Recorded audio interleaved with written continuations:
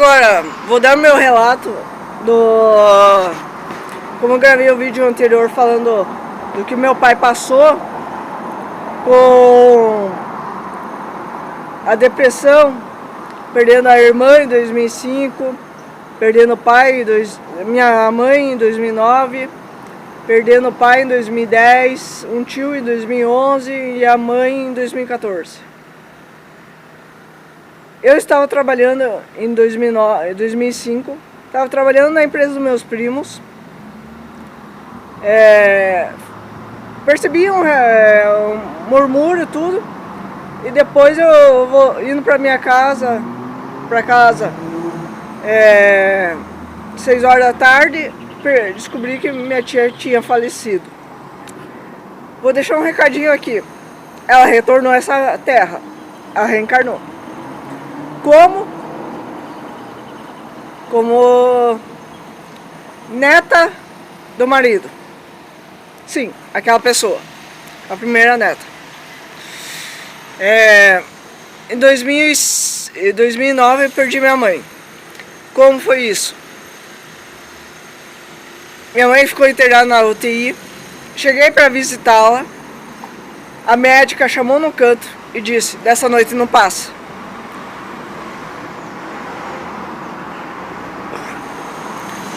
Foi complicado. Vim para casa. O que eu só fiz? O que eu fiz? Só podia esperar a ligação do hospital, onde eles ligaram e falaram para comparecer, porque eles não iam dizer em telefone. Mas eu já sabia, já tinha ciência que era isso que tinha acontecido, que ela tinha falecido. Quando eu a vi sem vida, a fortaleza foi ao chão. Mas tudo bem. Daí retornei para casa, preparar os preparativos pro enterro. Acabei de enterrar minha mãe, meu pai virou as costas para mim e foi morar com a mãe dele. E eu pedi para ele ficar em casa pra me ajudar, né? Pra gente passar esse luto junto. Não, virou as costas e foi pra lá. Passei o luto da perda da minha mãe sozinho. Quando eu já tava me recuperando, perco meu avô em 2010. Então é complicado. Que meu avô, ele foi uma pessoa que trabalhou na faxina. Olha o exemplo.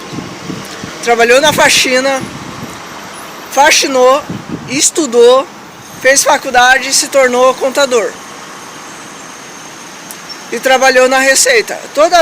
Trabalhou de faxineiro na Receita e terminou como auditor da Receita.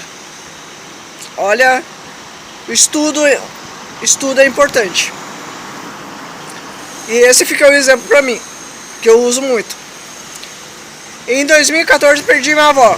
Minha avó dava aula de tricô, de crochê, fazia bingos beneficência, colocava eu aqui para trabalhar. Desde criança eu trabalhei em bingo, vendendo cartela, refrigerante, salgado, tudo mais, eu vendia. E daí ela não pôde mais trabalhar com isso, até que se aposentou. Uma pessoa que era muito amada, os dois, meu avô e minha avó, eram muito amados pela família.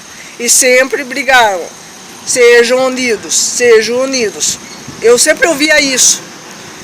Eu sempre ouvia meus avós falando isso. Sempre pros filhos. Sempre pros filhos. É onde eu pegava o exemplo. E eu falei pra mim mesma e prometi pro meu avô: vô, eu vou sempre procurar fazer os seus filhos, meu pai, conviver com todos.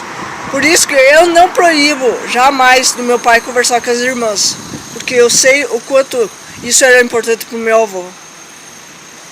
Em respeito a ele, em respeito ao amor a ele, eu faço isso, tanto pro meu avô, por minha avó. Eu faço isso, em respeito a eles.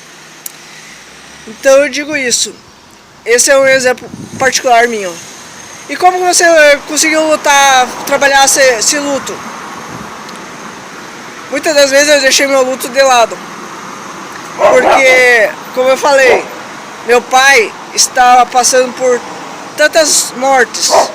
Em 2005, onde desencarnou a depressão profunda que desencadeou muitos problemas para ele psicologicamente, eu precisava ser o alicerce, a base, para ele ter compreensão e força de lutar. E assim, meus primos ajudaram ele, a irmã dele, as irmãs dele ajudaram ele, os pais dele estiveram presentes com ele. Sempre todo mundo esteve unido para ajudar um ao outro, cuidando, dando força, apoio, tudo mais.